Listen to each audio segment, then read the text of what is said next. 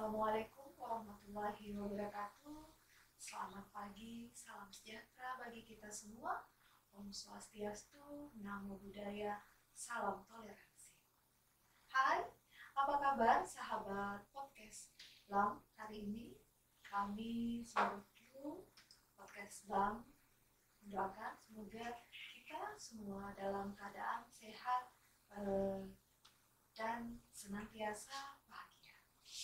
Baik para sahabat podcast Blam, pada kesempatan hari ini kita ketemu lagi untuk edisi podcast yang ke-6 dengan tema moderasi beragama dalam lektur keagamaan.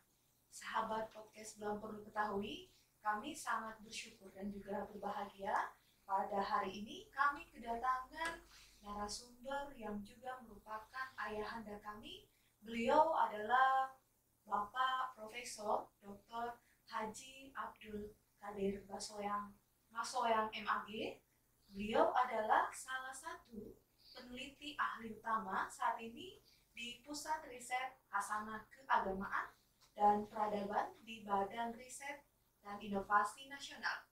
Perlu kami sampaikan sebelumnya, beliau adalah salah satu ahli peneliti utama di Balai Penelitian dan Pengembangan Agama Makassar dengan kajian-kajian atau dalam bidang lektur hasanah, keagamaan, dan manajemen organisasi.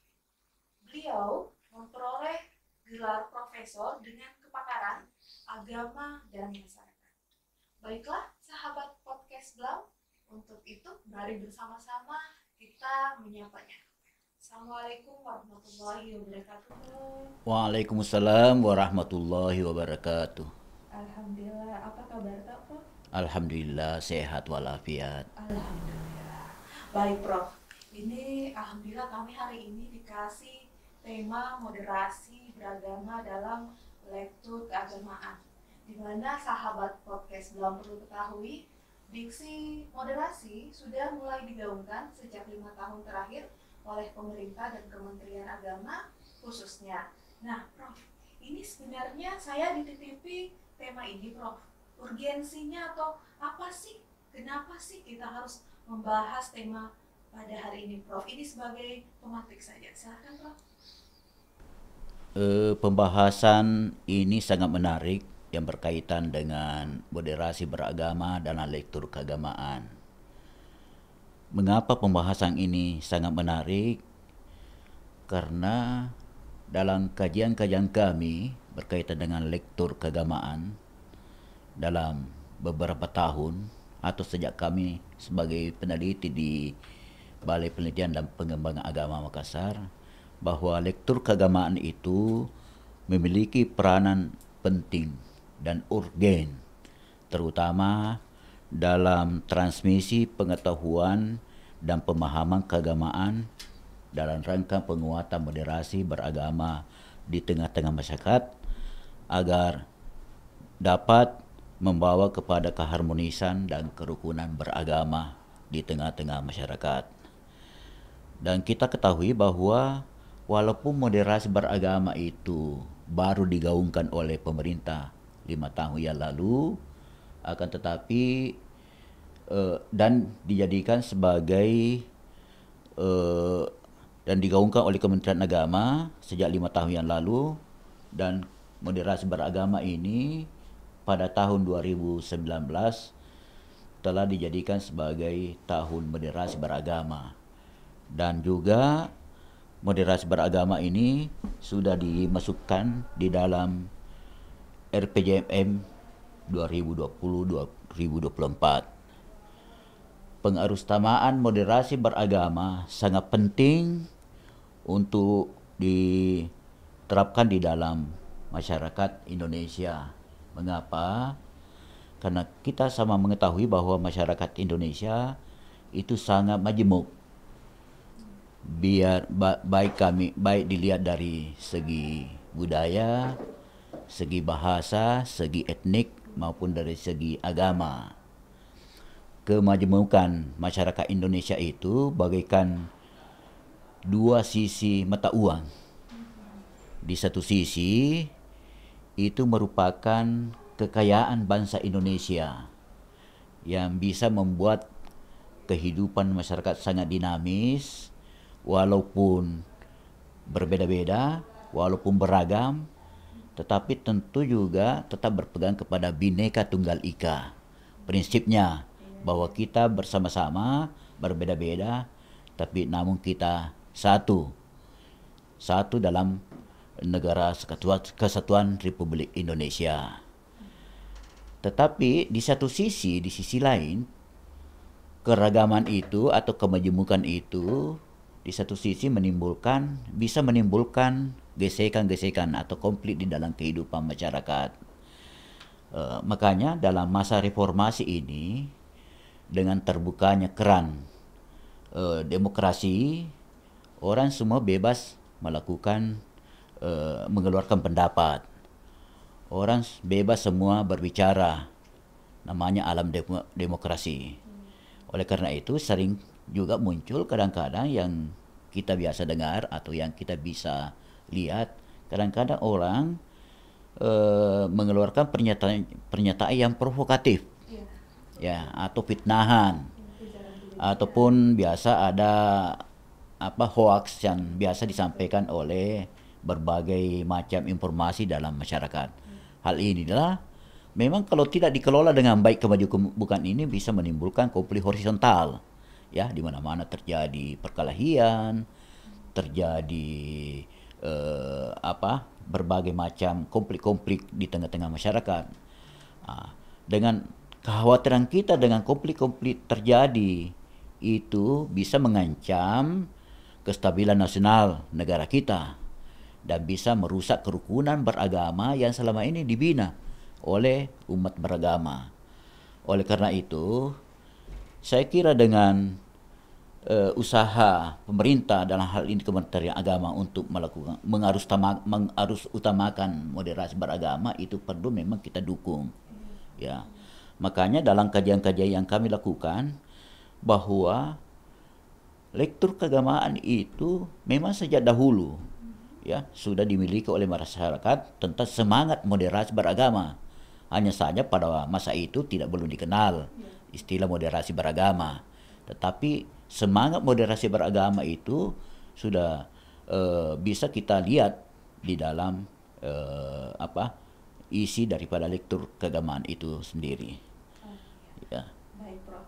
Jadi tadi Prof sudah membahaskan sahabat podcast blog tentang urgensi tema kita pada kesempatan kali ini. Sebelum jauh melangkah, Prof, saya izin dulu. Ada baiknya kita mendefinisikan dulu ini, Prof, atau mendiskusikan dulu tentang apa itu moderasi beragama dan juga lektur keagamaan. Mungkin Prof bisa kemukakan lebih dalam lagi, Prof? Ya, tentu kita mengacu untuk moderasi beragama kita bisa mengacu kepada buku panduan yang telah disusun oleh Kementerian Agama. Dia menyatakan bahwa moderasi beragama adalah cara pandang, sikap dan perilaku selalu mengambil posisi di tengah-tengah. Artinya selalu berada di tengah-tengah dalam arti adil dan serasi, dan dia bertindak adil, tidak ekstrim ke kanan maupun ekstrim ke kiri. Dalam arti ekstrim ke kiri itu adalah dia dalam pemahamannya itu tidak kaku, ya. Dan kadang-kadang kalau orang memiliki pemahaman yang kaku, kadang dia menyalahkan orang lain ketika dia memiliki pandangan yang berbeda. Bahkan yang kadang-kadang kadang-kadang muncul itu ada yang mengkafirkan antara yang satu dengan yang lain karena dia perbedaan pendapat. Ya. Padahal moderasi beragama itu artinya tidak berlebihan dalam menyikapi keragaman dan selalu dia mencari titik temu dari perbedaan itu. Itu moderasi beragama. Artinya ketika dia berhadapan dengan orang lain dia bisa memahami bahwa kita hanya berbeda pendapat. Tapi tentu tidak muncul di dalam hatinya bahwa dia harus menyalahkan orang lain, tapi dia harus menerima perbedaan itu. Sehingga moderasi beragama itu mendorong untuk terciptanya harmonisasi sosial, ya, dan keseimbangan dalam kehidupan secara personal, secara personal maupun dalam masyarakat itu. Sehingga dengan demikian tentu saja memang ini yang perlu kita pertahankan, konsep moderasi beragama itu, sehingga dengan demikian kita tidak pernah selalu menyalahkan orang lain. Kemudian kita juga harus tidak ekstrim kanan. Artinya tidak memiliki pandangan yang sangat longgar. Ya, karena juga itu ada orang yang sudah terlepas dari substansi ajaran agama, sehingga kadang-kadang membuat penafsiran atau membuat pendapat yang sangat longgar. Itu karena pengaruh globalisasi maupun pengaruh modernisasi yang dari luar. Itu juga yang tidak boleh kita lakukan. Makanya kita harus selalu berada di tengah-tengah. Yang dalam Islam namanya wasatiyah. Iya. Iya. Baik. Jadi para sahabat podcast blog, kami ulangi lagi, moderasi beragama ini intinya wasatiyah, Prof. Berada tepat di tengah-tengah, tidak condong ke kiri maupun condong ke kanan. Baik, Prof. Kalau begitu, saya sebenarnya mau melangkah ke pertanyaan selanjutnya terkait dengan relasi rektor dan nilai-nilai moderasi. Tapi sebelumnya, Prof, melihat latar belakang Prof selama ini pada kajian atau di bidang hasanah keagamaan dan peradaban, mungkin Prof bisa menjelaskan terlebih dahulu tentang lektur ataupun lektur keagamaan. Ya, ini sering juga orang bertanya apa sebenarnya itu lektur keagamaan. Lektur keagamaan itu ialah segala bentuk bahan bacaan. Bahan bacaan itu baik dalam bentuk manuskrip, artinya bacaan-bacaan yang sudah lama yang ditulis oleh para pakar, yang ditulis oleh ulama. Itu adalah manuskrip atau buku atau majalah atau kaset, ya, atau sekarang video. Itu bisa juga dinamakan dengan lektur keagamaan. Lektur keagamaan ini karena kita melihat pada umumnya bahwa lektur-lektur itu berisi pembahasan tentang agama, ya. Kalau yang kami telusuri selama ini tentu yang berkaitan dengan agama Islam, ya. Itu yang kemudian lektur ini bila kita lihat dari bentuknya, itu kami bisa membagi kepada 3 bahagian. Ada lektur klasik. Tentunya lektur klasik ini lektur yang sudah lama ditulis oleh para ulama maupun para penulis, yang biasa disebut dengan manuskrip. Kalau di Sulawesi Selatan itu namanya lontara, yaitu ditulis tangan dengan menggunakan sebuah alat yang ditulis pada awalnya itu di atas daun lontar, sehingga di Sulawesi Selatan itu dikatakan dengan lontara, ya. Ini tapi setelah ditemukannya kertas, maka tulisan itu ditulis di atas kertas. Tapi manuskrip atau lontara itu dinyatakan sebagai naskah klasik itu bila mana sudah berumur 50 tahun. Ya, itulah yang memang masih tersebar di berbagai wilayah. Ada di Sulawesi, ada di Jawa, Sumatera maupun Kalimantan. Itu naskah klasik, itu yang pertama. Juga ada yang namanya kami masukkan klasifikasi lektur keagamaan ialah kitab kuning. Ialah kitab kuning yang diajarkan di pesantren. Itulah yang menjadi semacam bahan bacaan, bahan pelajaran santri-santri di pesantren yang kitab kuning itu. Mengapa disebutkan kitab kuning? Karena kitab itu kertasnya berwarna kuning dan juga sering disebut dengan kitab gondol, karena ia tidak punya baris, tidak punya tanda baca, sehingga memang sering dibawa oleh para santri yang mondok dan mereka pelajari yang diajarkan oleh para kiai di dalam suatu halakah. Itu yang disebut kitab kuning. Ialah kitab yang ditulis oleh para ulama haramain, ya, di Mekah atau di Madinah. Kemudian biasanya itu jemaah haji kita yang pergi ke Tanah Suci, biasanya anak-anak mereka yang belajar di Mekah, mereka tinggal di sana belajar dan berguru kepada ulama yang memang ahli membaca kitab kuning itu. Jadi kitab kuning itulah yang dipelajari para ulama, dan disinilah ada hubungan antara ulama Haramain dengan ulama Indonesia. Mereka belajar di sana, diajar oleh guru-guru yang ada di Haramain. Ketika mereka kembali ke Indonesia, maka mereka membawa kitab itu ke Indonesia dan kemudian mengajarkan kepada santri yang pada pesantren yang didirikan oleh para kiai ini, para ulama ini yang datang dari Saudi. Itulah yang diajarkan terus di berbagai pesantren. Umpamanya ada pesantren Asadiyah di Sengkang, itu didirikan oleh Guru Kiai Haji Muhammad Asad. Mereka membawa kitab-kitab kuning dari Mekah, kemudian mendirikan pesantren yang sekarang namanya pesantren Asadiyah. Kemudian ada juga pesantren yang berdiri sesudahnya, itu pesantren DDI. Itu juga semua adalah mengajarkan kitab-kitab yang memang mereka bawa dari Mekah, dan itulah yang digeluti sampai sekarang dalam bentuk pengajian-pengajian, dalam bentuk